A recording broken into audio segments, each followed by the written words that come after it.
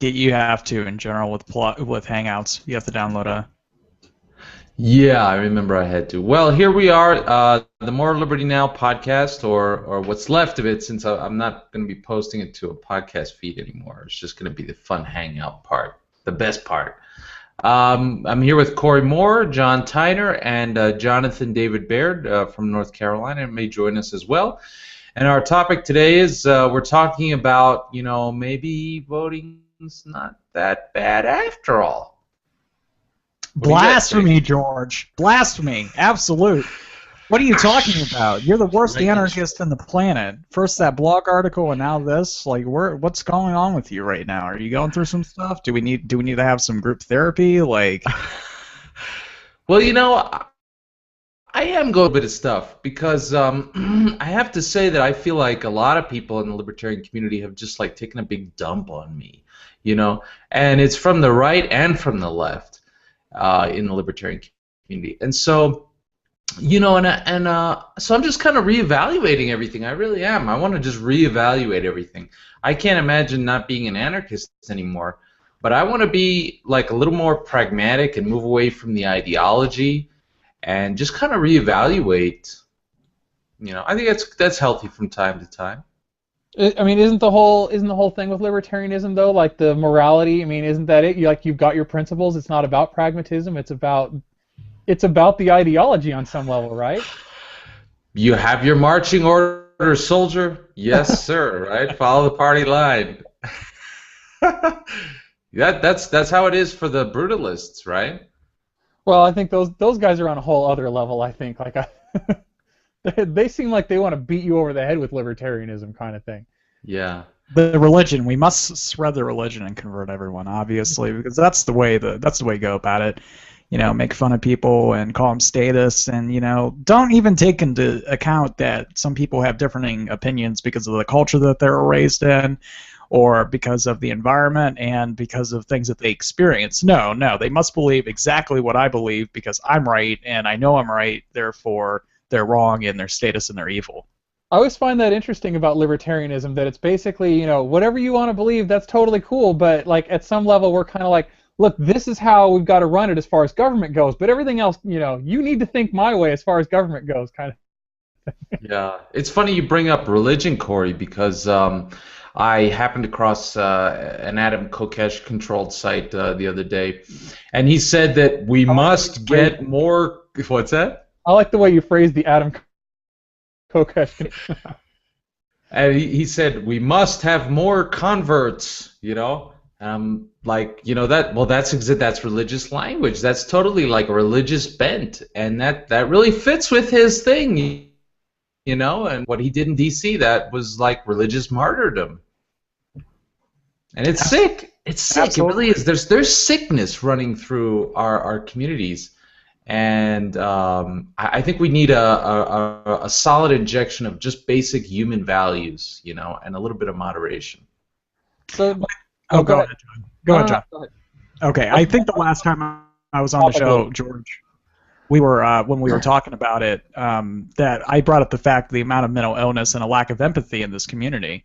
It's very common, and you find that most people you interact with seem okay on a base level, but once you start peeling back the onion, so to speak, there's some serious issues where they have a very lack of empathy. I think like narcissism and sociopathism are very rampant to levels we don't talk about. So of course you're going to have this type of very gung-ho ideology. Now, as applied to voting, yes, voting is pretty futile now in most cases. I'm sure we'll bring up some cases where it's not. But is it evil? I've never been convinced the argument that voting is evil, especially defensive voting, right? Voting for your interests is not necessarily evil if that means that the guns of government are not pointed at you. So I wanna go back to the part you said just right at the beginning of that statement. I mean, I don't want to necessarily take this all the way in that direction, but I think libertarians, I see this in myself a lot. I want to tell people, you talked about lack of empathy. Sorry, I'm trying to figure out how to put this into the thought into the right phrase. But you talk about lack of empathy, and I see that a lot in myself. But a lot of times, the problem is that you want to get across first of all that that's something that an individual does. You know, a lot of people are like, oh, these people are poor, like we need to throw money their way, you know, kind of a welfare kind of thing. And the first thing you want to do is be like, that's their problem, you know, nobody should force me to do that. But on an individual level, you know, I don't have a problem going and trying to help somebody out. But so I think that kind of gets lost in the discussion. And I think a lot of people who you look at and think, oh, there's a real lack of empathy here. The point they're trying to make first is that the government shouldn't be coming in and forcing them to take care of these people.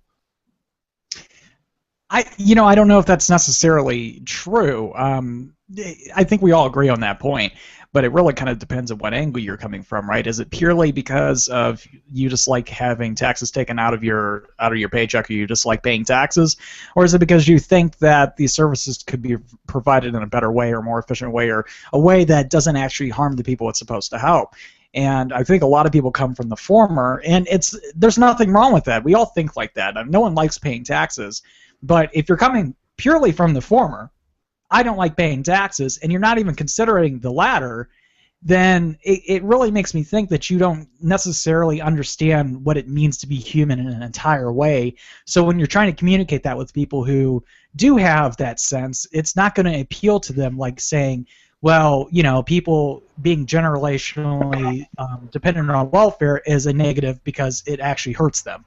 You know, that's a whole different scenario that really shows that you actually care about the people you're talking about versus both sides. Either we don't want to throw money on the problem, or let's just throw money on the problem. That's fine. I mean, it's not like liberals are any better in that regard. Yeah, like I said, I see that in myself, and when I get into arguments or discussions with people about welfare, you know, it's always from, should the government give these people money? Should the government take money from me to give it to them? I don't have a problem helping people out, and regularly, you know, we set aside a certain amount of money, and you know, we donate to charities, we host orphans, we do stuff like that. So like, it's not that I'm against helping people out who need help. It's, you know, like I said, I think just libertarianism, you get stuck and pigeonholed by saying, you know, the government shouldn't do this, and immediately people plaster you as this unfeeling jerk kind of thing. You know, if I can detour back to the topic of voting for a second, 5 years ago, I remember a big talking point at a Liberty Forum and online, and that Stefan Molyneux made a big deal out of when he was debating Michael Badnarik, a minarchist and former LP presidential candidate, was that governments could only grow in size. They could never, never, never reduce in size. They could never come back from oppression. That it was impossible, and so we should all give up on voting. And that was generally accepted at that time. But yet today, we see such things as a rollback of, like, you know, the marijuana prohibition in certain states. And I saw news today that in California, they passed something that's going to result in like tens of thousands of nonviolent felons being released from prisons, and something like 40,000 per year fewer felony convictions are going to result because they have reclassified certain crimes. Yeah, Prop 47 here. Oh, okay. All right, you're in California. That's right. And so for me, those two things like eat away big time at that idea. Which is kind of radical and fundamentalist in nature. You know, the government can only grow; it can't be pruned back through the democratic process or through its own processes. By the way, it looks like Jonathan has joined us. Are you there, Jonathan? I'm not sure if you can hear me or not. Can you hear me? Yeah, we can hear you fine. So Jonathan's going to join us. It's Jonathan David Baird. He is a North Carolina libertarian. And in the same state where Sean Haw was running for U.S. Senate and made quite a splash. And Jonathan, you were the only libertarian in the state to win your race. Is that correct? That is correct. I am the only one. So I mean, you seem like quite an expert on libertarian voting and running for office. Then I think it's great that you were able to join us. I think the problem with libertarians running for office is that they don't try for the low-hanging fruit first. I picked the office that I won specifically because I knew I could win the office. not because it's going to aggrandize myself, but because I would win. And a lot of libertarians, well, I'm going to run for Senate. Well, why? You don't deserve to be a senator if you're not the local dog catcher first. You really don't. You need to start at the bottom. So I picked the race that's at the very bottom, and I was able to win it. So are you going to be rounding up the dogs there now?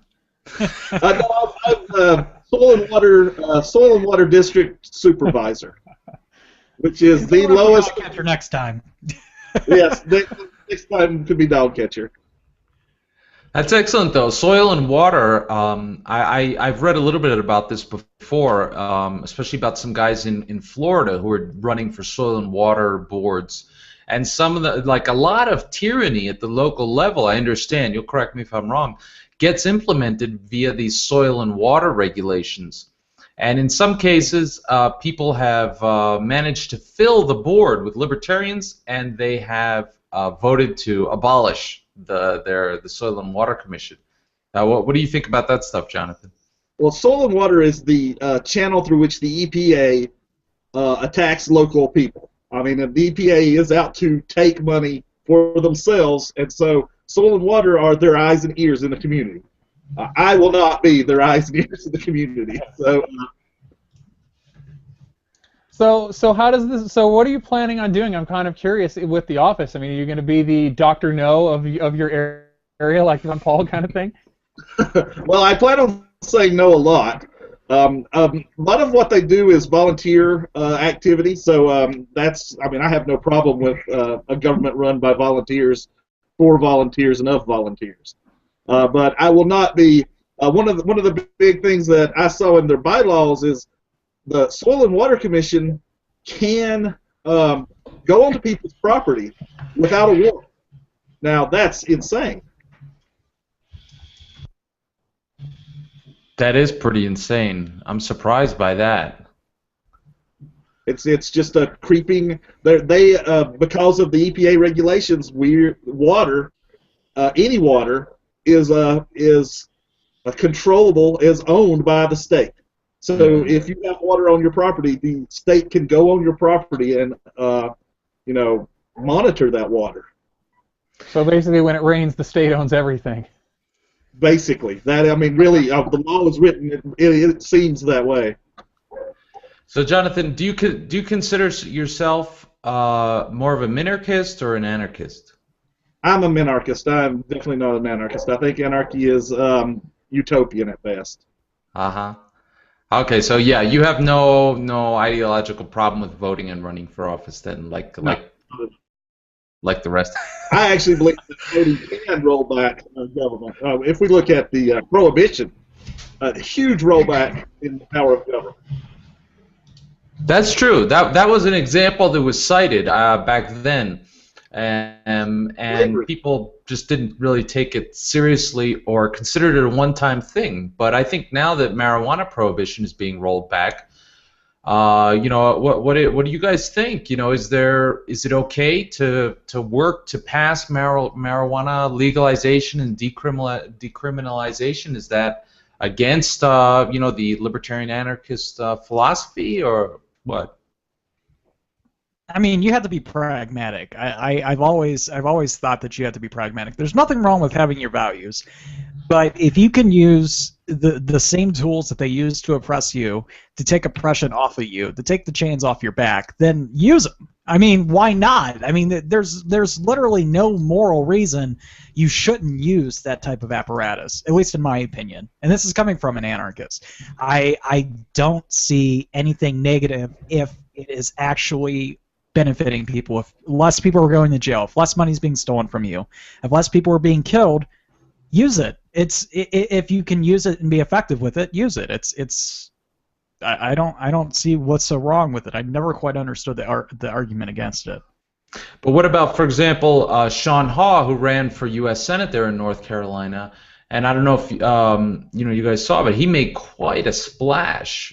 He got a lot of media, a lot of attention for libertarian ideas, and in fact, some dark money got spent on his campaign, and he got a lot of publicity out of it. Clue me in, what is dark money? Jonathan, can you answer that one? The Koch brothers spent several $1 million advertising in the Raleigh-Durham area for Sean, and against his will. He did not want them advertising for him.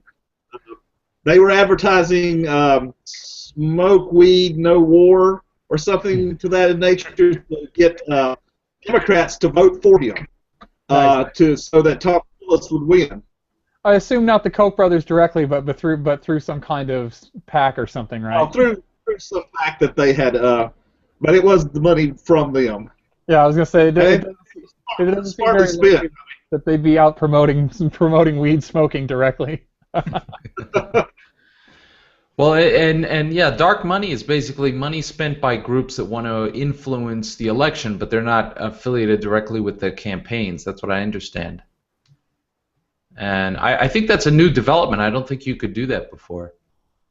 Is that part of like where the Citizens United ruling? Is that where this has come from, or? I think so. I think a PAC can spend money in any way it wants to spend money. So they could make a commercial for or even against their interest. I see. So John, what's your position on voting? So I understand where Corey's coming from. I don't vote partially because for all the reasons you always hear anarchists and libertarians talk about not voting. I understand where Corey's coming from. I mean, I'm going to take a very milquetoast position here, I think. So I certainly don't vote. I'll get the toaster ready. I certainly don't fault people who take like Corey said, a pragmatic or defensive position and kind of understand what they're doing when they're voting. But at the same time, I have a hard time getting past the idea that voting, no matter how you decide to vote, perpetuates the system itself, or legitimizes the system. I have a hard time getting past that. But the thing is, like it's gonna be legitimate in the eyes of a lot of people, no matter what, because they have so much power. And even if nobody votes, I remember recently, over the last 2 or 3 years, like there was an election where like almost nobody voted, or maybe it was even nobody. And so the incumbent was just reelected, So on a practical level, I have to question the effectiveness of boycotting voting. I'm just not seeing it. And on a philosophical level, I have a hard time seeing how it's an endorsement of the system. It's like I can kind of sort of understand why some people say, like, if we could just put somebody into office and they could be like, no, no, no, no, no, and that might be helpful. And also, if you think about Ron Paul, when he was running, there was that huge influx of interest and people into the libertarian communities, and now that he's not so involved anymore, now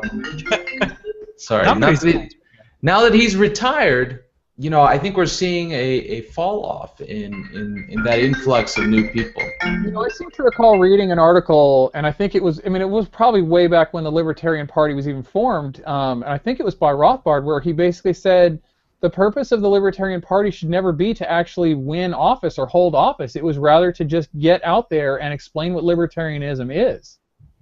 So, I think you're absolutely right. Now that Ron Paul's not running, there's nobody there fulfilling that role anymore. So I'm not necessarily saying... You got new theme music, George. I like it. It's my son calling me. Wow, I wish. Yeah, this part of your MK Ultra with the butterflies and the pretty music and all this. Yeah. So, I can certainly understand the argument, that libertarians ought to run for office if for no other reason than to provide educational value to voters. And if they happen to get into office, hey, all the better. I don't really see a problem with that, but on some level, I think voting, especially if you're going to vote for something like gay marriage or preventing gay marriage of somebody, I think there's something definitely wrong with that. And either way you vote, like I said, I have a hard time getting past the idea that even voting against that perpetuates the idea that the system ought to have a say in that kind of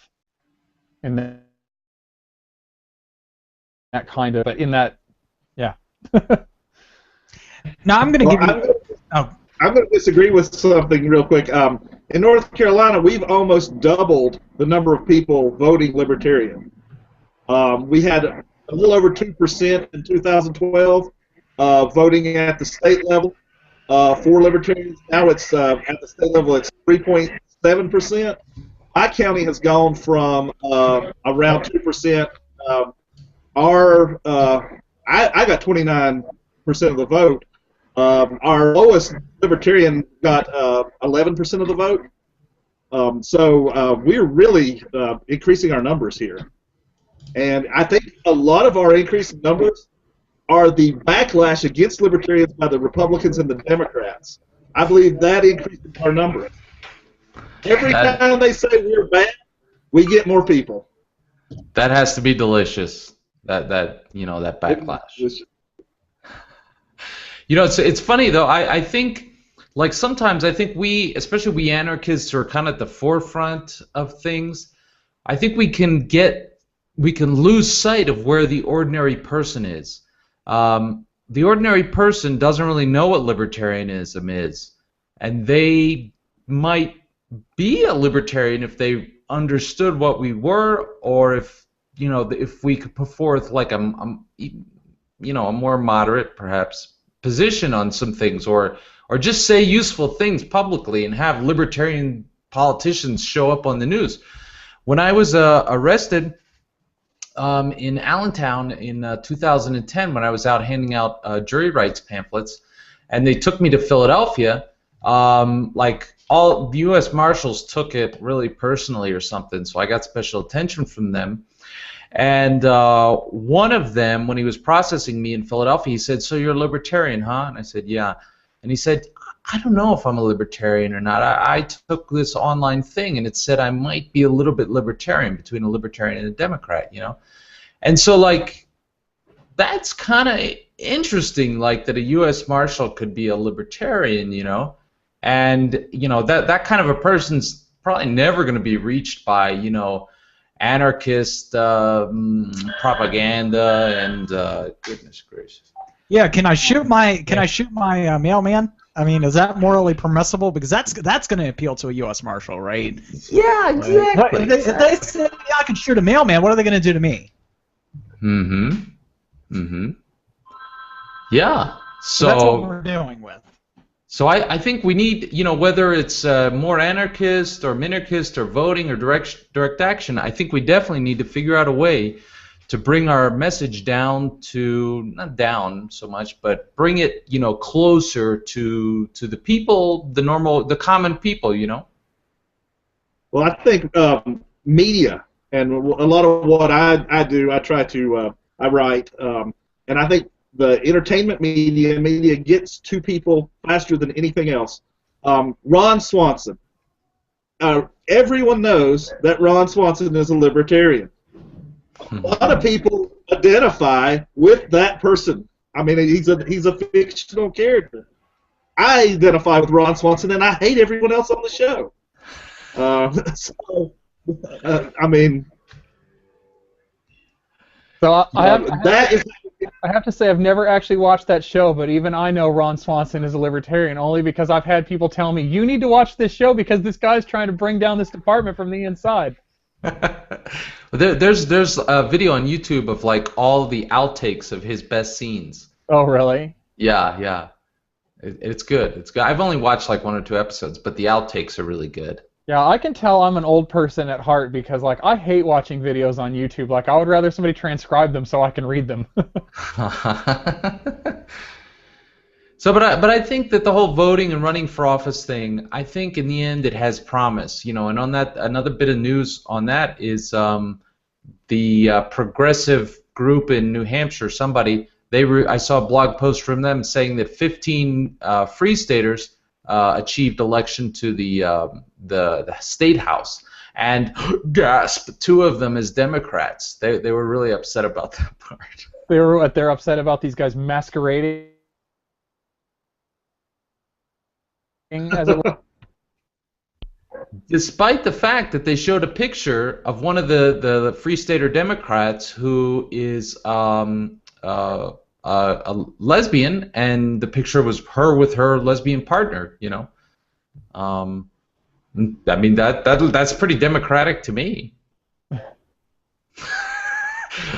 I'm sure the rest of the Center for Stateless Society group will now ostracize me for that statement. If they haven't already. Yeah. I feel that most lesbians are more libertarian than most gay men. So it's just my personal observation. Lock your door. The social justice warriors are coming for us both now. Actually, in my experience, I have found that proportionally a lot more people that identify with the LGBTQ community are libertarian. Just in my own personal experience of the libertarians I know, a lot higher percentage of those, probably about 50% of all the libertarians I know are gay or bisexual or lesbian. So it does appeal to the community. That's for sure. But do they just vote then Democratic though because the Democrat has the best chance of winning the election? No. A lot of them are like more conservative-leaning libertarians, believe it or not. Yeah, that defies a mainstream stereotype. Like I don't know if you guys seen. Amazon is doing some of their own original programming, and they have this show called Alpha House. And on Alpha House, the four main characters are four Republican senators who live together. And one of the big things for the ending of season 2 was they staged 2 of their staffers, female staffers, getting married, and it was like going to be like a big event where the lesbian Republican event of the year. But it was so obvious it was desperate for the Republicans to show that they had some gay people in their ranks. Have any of you guys watched Alpha House? No. I think I saw you mention it one time in a post online, but that's as close as I've come to it. The season 2 is a lot better than season 1, and in one of the early episodes, there's a Tea Party senator, a woman, hired all her staff, and she works from those things, a treadmill desk, and she carries a pistol like in a shoulder holster, and while showing members of the Bismarck, North Dakota Libertarian Party around the Capitol, the gun is exposed, and people are like, oh God, and they run away and they call security, and security shows up and she pulls out the gun and she's like, this is my right to openly carry my firearm wherever, and it's like a big stand-up. They make a big deal out of it, and it's really funny. I know what I'm watching this weekend. Thanks. I had a group project due, George. Thanks. I've been watching this all weekend. No, back to the voting, though, not to get too far off topic. I will tell you one positive thing that came out of this election, and the reason I went and voted for the first time in like 2 years. There was an issue on the ballot here called Issue 21, and it was called the Community Bill of Rights. I live in Kent, Ohio. And the idea of it was supposed to be an anti-fracking bill.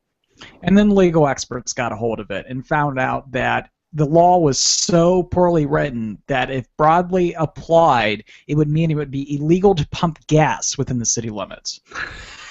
Like by yourself, or you'd have to have somebody do it for you, or what? No, it would just be illegal.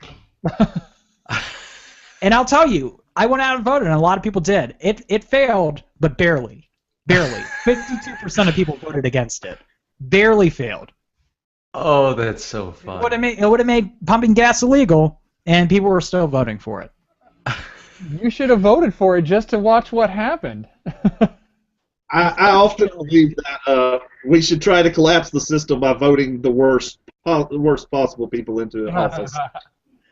That's why I voted for Ross Perot in 1992. I just wanted to see him win and go nuts. I voted for Obama both times, You beat me there. Yeah. I didn't really do that, but I should have. There's an economist I know named Aaron Clary who's written a book called Enjoy the Decline, and he is a libertarian who basically says use as many public services as you possibly can. Everyone should. Everyone should sign up for everything, and that way we collapse the system all that sooner. I'm all for that. I don't even know what service I would use. When my son was born, or not when my son was born, I didn't know about it then, but when my daughter was born, there's a state program that pays you to stay home with your kids for like 6 weeks. So I totally got in on that. Well, if every person in the country took out a student loan, we would bankrupt the country. I think we're already halfway there. I love these ideas.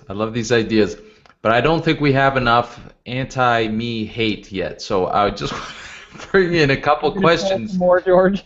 Yeah. I just want to bring in a couple questions from Matthew, who posted a couple questions to the Hangout page.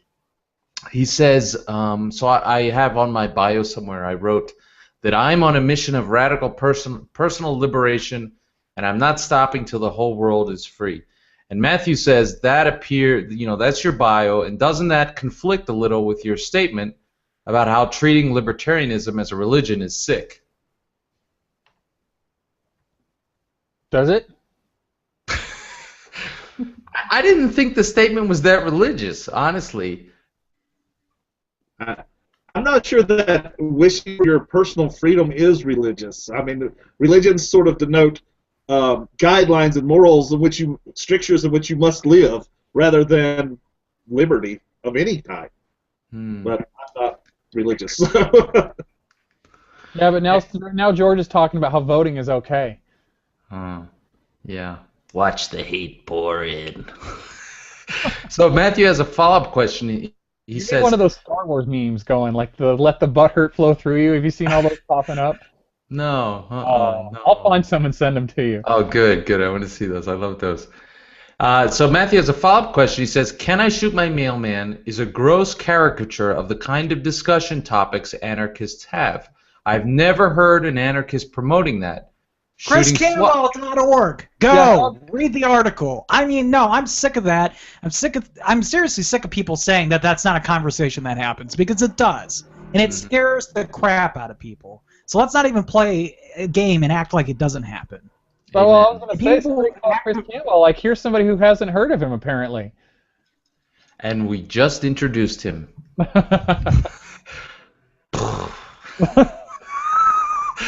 But the shooting the mailman thing is not even the worst.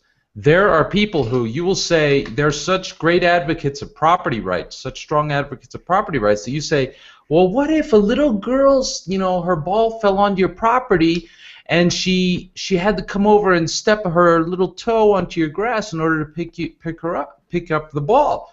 Would you be justified in shooting her? And they'll say yes. The fact that you asked that question in the first place is kind of disgusting, and then that answer makes it even worse. But again, it goes back to the lack of like humanity. It seems like we need a serious injection of humanity in this movement. Amen. Like, no, it's not justified. Yeah, theoretically on a strict property rights level, I guess, but really, as a human being, a little girl stepping on your property, you shouldn't.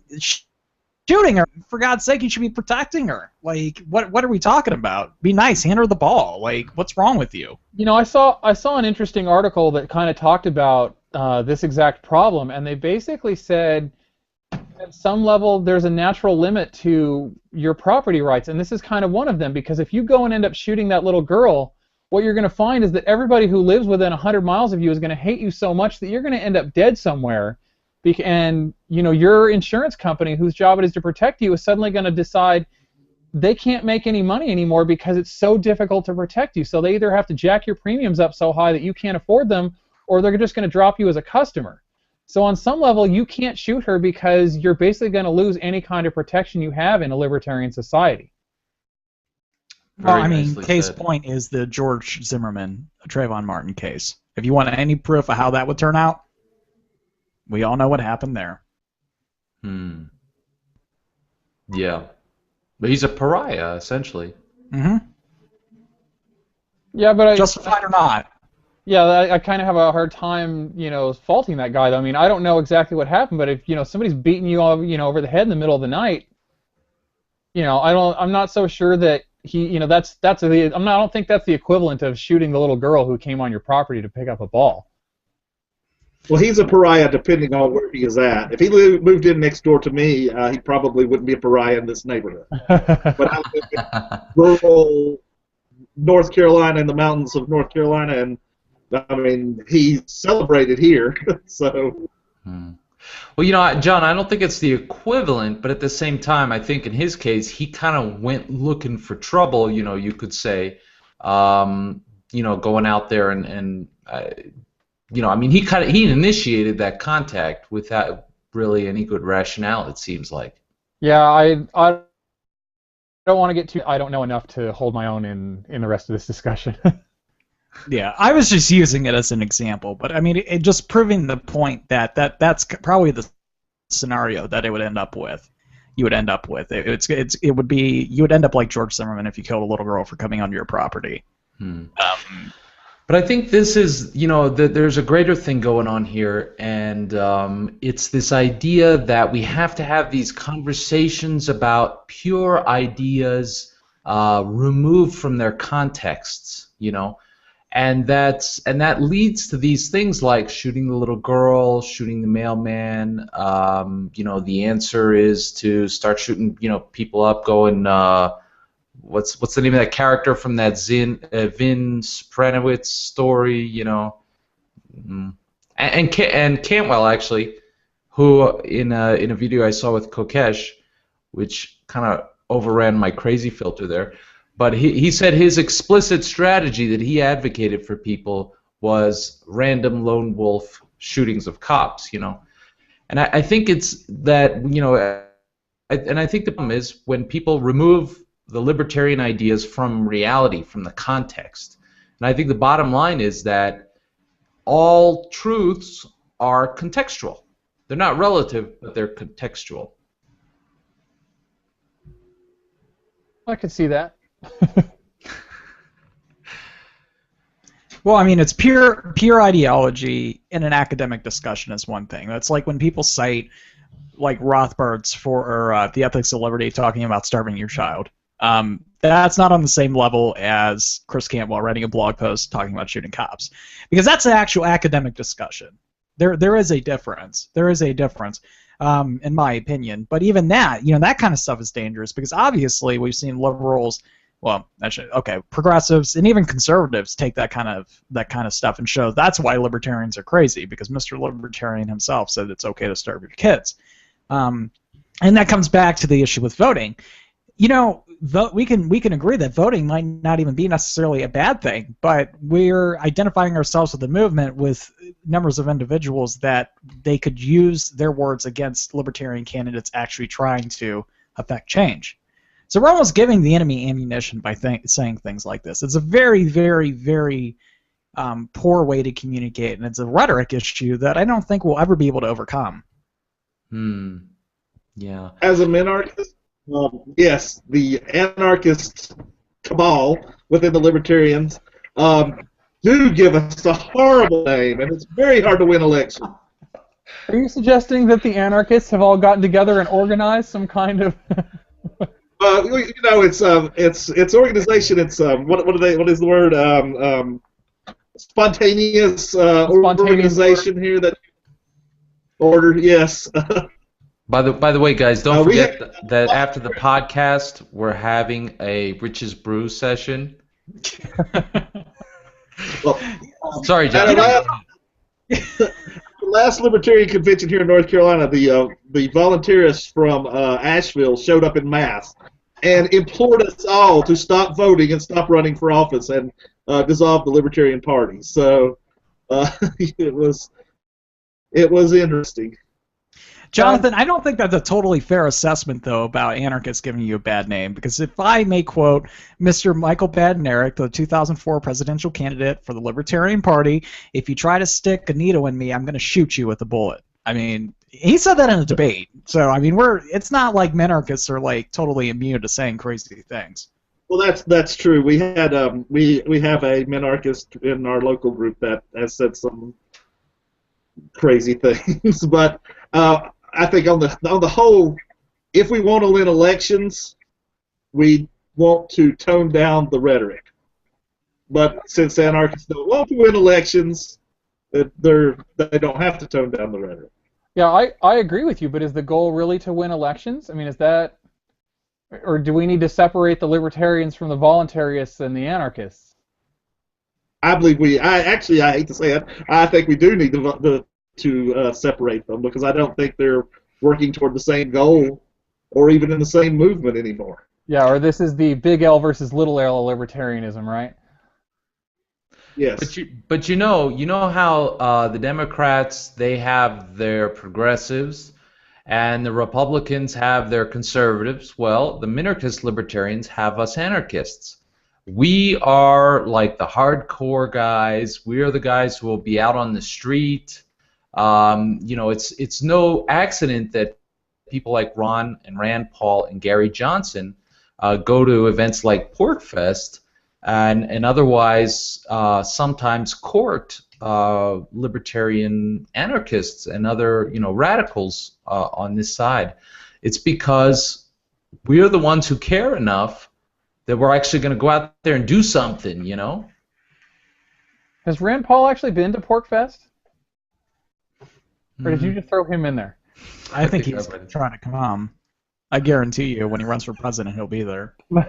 You think so? Like, you think? Well, it's New Hampshire. It's New Hampshire, or he'll be at Liberty Forum. Yeah, I mean, I could see him going to New Hampshire, but it seems like PorkFest that's not a place where you would find Rand Paul. I wouldn't think.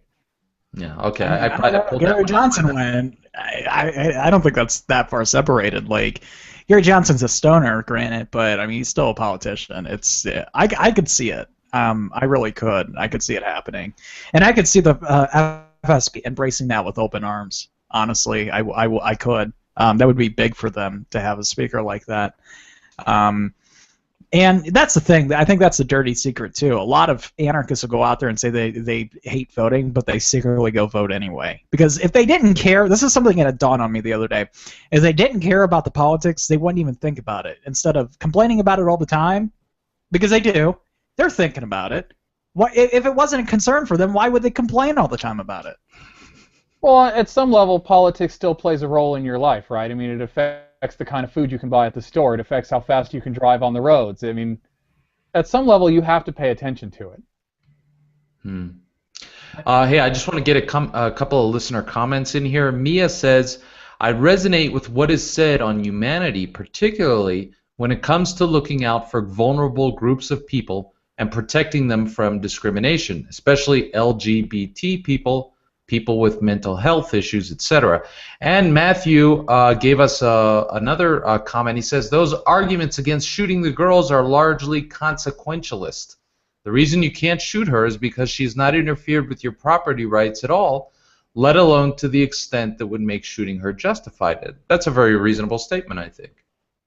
I love how consequentialist has turned into a dirty word, though. Like, having utilitarian ethics is somehow evil. Like, not that a fourth to a third of this movement is Randian or anything. Egoist, which is a consequentialist movement. No, not at all. No, they're not libertarians. If you use consequentialist arguments, it's not libertarian, right, George? Well, the George of a few years ago probably would have taken issue with it, but the George of today's not that worried about it, I guess. But I'm a Randian. I came to it through Ayn Rand, and I still very much identify with Ayn Rand. As much as we've talked about it, doing these podcasts off and on for the last couple of years, I still haven't read any Ayn Rand. Save yourself the time. I came to libertarianism through Robert Heinlein, so. Yeah, I like Heinlein's work as well. Well, he was, I think he's very relevant to this conversation because Heinlein was politically throughout his career all over the map. He was a liberal, like he wrote something mocking Rand. It's I forget. It's For Us the Living. Rand has a book called We the Living, and he wrote something called For Us the Living, and it mocks. It's explicitly a mockery of her, if I remember correctly. And at the very beginning, he has this little essay on economics about how he can prove economically that everybody should get a basic income every month. I've seen I don't know if we want to talk about basic income. I realize it's not a whole lot to do with voting, but how does that work? Like, why do you give people basic income? Why don't you just give them food? Or, like, how does that work? I don't... we should make this a topic. I want somebody to explain to me how basic income would work. I think economically it's supposed to make more sense because you cut out the bureaucracy. So if you give everyone a certain amount of income, instead of giving benefits and having all the benefits off, you're just giving them money, and it cuts down on the federal bureaucracy. I think that's the main argument. Yes, I don't understand it from an economic standpoint. I mean, if you give everybody, say, $100 a month, aren't prices all just going to rise by, you know, some percentage, and basically make that $100 worthless to you? But if you look at how much money we give in welfare, Social Security, across the board, if we got rid of all these other things and gave a flat rate to everyone, that's lower than what, you know, some of the Social Security people are getting on Social Security now. It would be less than we're spending. But that's neither here nor there. We shouldn't even be thinking about doing anything like that. Although Heinlein did suggest it for us to living, which I think came out before Rand's book. I've read the book that came out in '36, I think.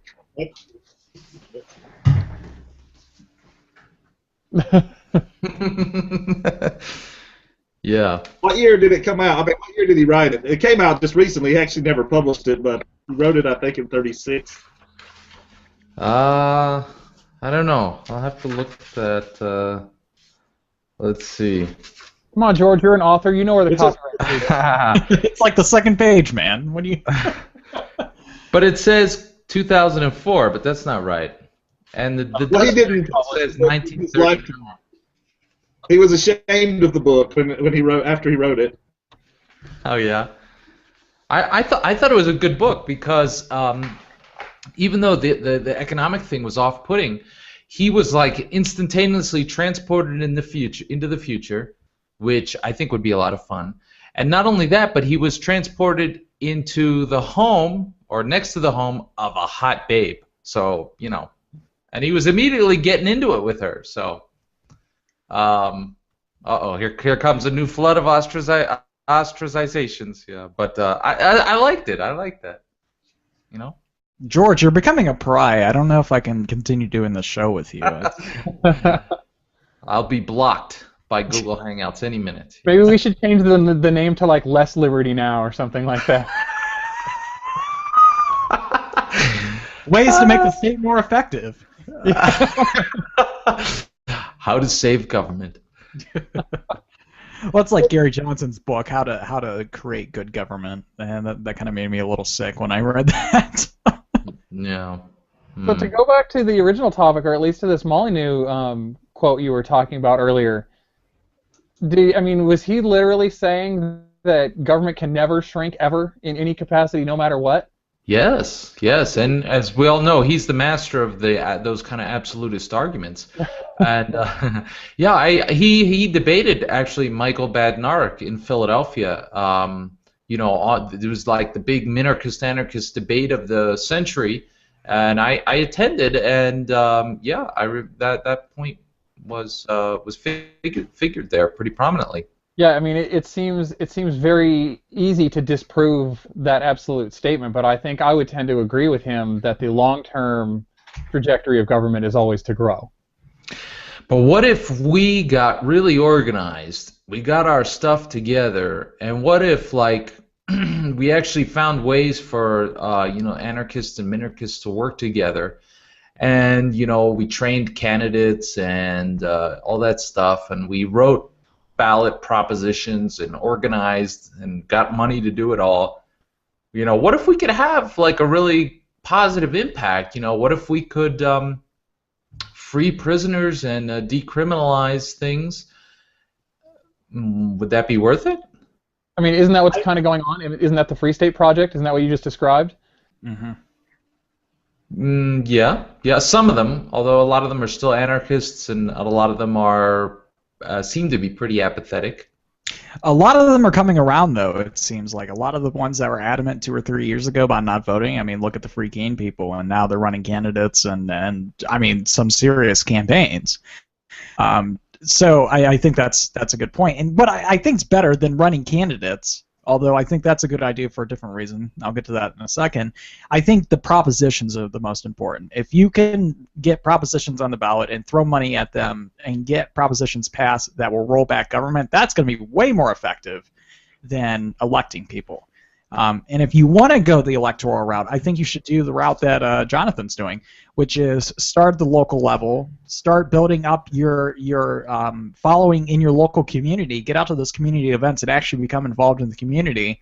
And that, if you want to become president of the United States, that's the way to go. You want to become a governor, that's the way to go. There's certainly something to be said for running for the office you can actually win. Yeah. Yes. About it is much easier to get people on the ballot than it is to get initiatives on the ballot. Libertarians in North Carolina, for instance, no longer have to have petitions to get people on the ballot, which we used to, because we have a certain number of people in the Libertarian Party now. So we can have somebody running in every race, where we can't just instantly get a ballot initiative. On the ballot. So, and you guys worked very hard for that, didn't you? Oh yes, it was an uphill battle. We had to get a certain percentage of the vote in the governor's race like 2 years in a row, and we did. And now there's no going back. We're a force. North Carolina really has a Libertarian Party now. We're not winning a lot of races, but we're coming in third, a close third sometimes. We had a couple in Hendersonville. We had 2 people that were breaking the. I almost broke 30%. We had a couple of county commission races where we broke 25% of the vote in Hendersonville. So we're right there. We're just a few points away. And I think, like, kudos have to be given to people like Jonathan and Sean Haw and others who are, like, putting in this hard work. And to play devil's advocate for a moment, let's compare that kind of work and the results they're getting with the kind of things that are going on with us libertarian anarchists. For example, and this goes back to this thing where sometimes we don't really live in reality, Cantwell is saying we should shoot cops, Kokesh running for president and all that stuff. Jeff Berwick and the Gulch Chile debacle. Stefan Molyneux and his blatant hypocrisy of using copyright to take down content he didn't like. Me, of course, I'm just a great big disgrace. Not that I'm in the same league with any of those people, of course. But like when you push things to an extreme, like we do, to go as radical as you can. Like sometimes you bump up against reality, and things fall apart. And so you got to wonder, like at the end of the day, like what are we gonna have to show? What are we doing here? What are we accomplishing here? What are our milestones? As libertarian anarchists, as a community. Because the minarchists, I see them achieving milestones, at least in the case of the North Carolina Libertarian Party. What are we doing? If you think about the Democrats were in the same boat the Libertarian anarchists are in the 1960s, and they've taken over the government today because they joined the Democratic Party and became the candidate. The hippies from the 60s are now in the Senate. And that could be in the Senate. Impressive. Sorry for the snark. Yeah. So yeah, no, they've been very successful, but yeah, I mean, but at the same time, like, what are they doing with it, right? So let me ask this question, since we keep bringing up Molyneux. He made an argument that really resonates with me. If there's some mafia organization out there, how come we don't go and try and join the mafia and participate in that until we can rise to some level where we can say, hey guys, let's stop going around and killing people and stealing their money? I think that actually kind of did happen. Don't you think? I mean, there is no mafia to speak of anymore. Yeah, but is that because good people infiltrated them and then basically stopped following the boss's orders, or? No, it's because the government edged them out. Yeah, Just like they did with like they're doing with the darknet markets. So, but I mean, that's my point. Is if we view the government as this criminal organization, like, why are we trying to join it and then reform it? Because it has legitimacy in the eyes of many, many, many, many people. Okay, that's fair. And it will never lose legitimacy. There will never be an anarchist society in the United States. You may move some. Them's fighting words. Actually, I would never say never. Reality time. I mean, the reality is that the vast majority of people are never going to accept anarchy. I just threw down my glove, Jonathan. It's time for a duel. All right, George, you need to start a little GoFundMe campaign so you can fly to North Carolina. Yes. And then you guys can get in there and get out and charge money. I know, George, you're interested in that. Oh yeah, you do the sword stuff, right? Yes. Yeah. I'll just use a pistol. I have those too. I have them in North Carolina. No, George, I think you made a good point, though, here a second ago. The quote-unquote libertarian anarchist movement, if there is such a thing, if we're not just a bunch of people jerking it on Facebook, it's not goal-oriented at all. Like, what are we trying to accomplish? Liberty, that's a very vague goal, and I think that's always been my problem too. It seems like it's a lot of the things that the people in this so-called movement do are so counterproductive to what they're trying to accomplish. That, I mean, that's why I really stopped identifying with it. I mean, I have my hands in some places every here and there, but I'm not active like I used to be because of that. There is no point.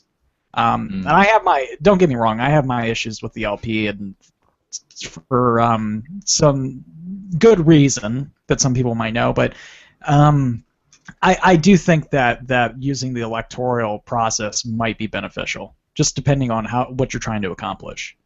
Yeah. Well, I don't think we have to become a political movement, but at the very least, we need to become like a social or cultural movement, and we need like some kind of common manifesto, goals, and leadership. Leadership? No, that's too oppressive. And so like the discussion never gets past that point because it's like leadership. Oh, you want to be in charge and give, huh? Well, Mola and Lave, man. Don't tell me what to do, man. Yeah.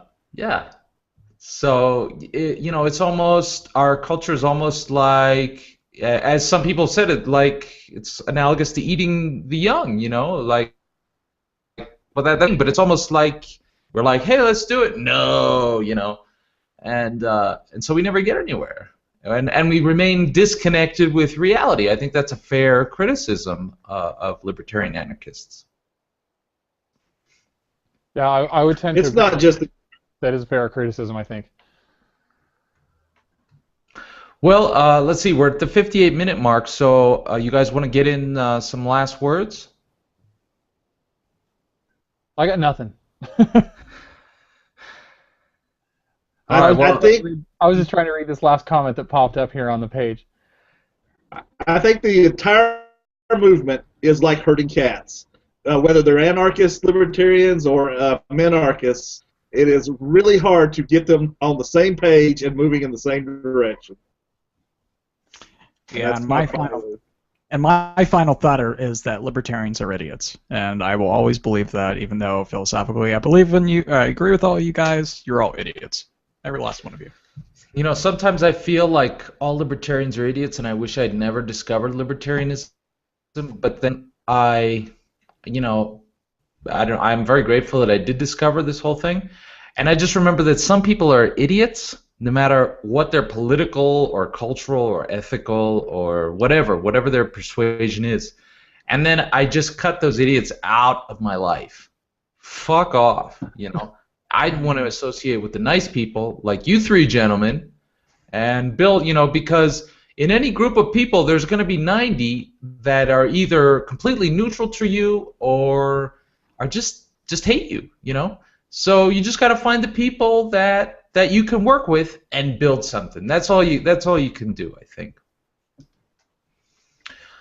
All right, well, I want to thank you guys, John Tyner, Corey Moore, Jonathan David Baird. I think this has been a really good conversation. I also want to thank Mia and Matthew for your contributions from the Peanut Gallery. And this has been a great episode. I really enjoyed it. I hope you guys did as well. Thanks a lot. Hey, I want to say congratulations to Jonathan, and hopefully he'll join us again another time and let us know how it's going. Thanks. Yeah, congratulations, Jonathan.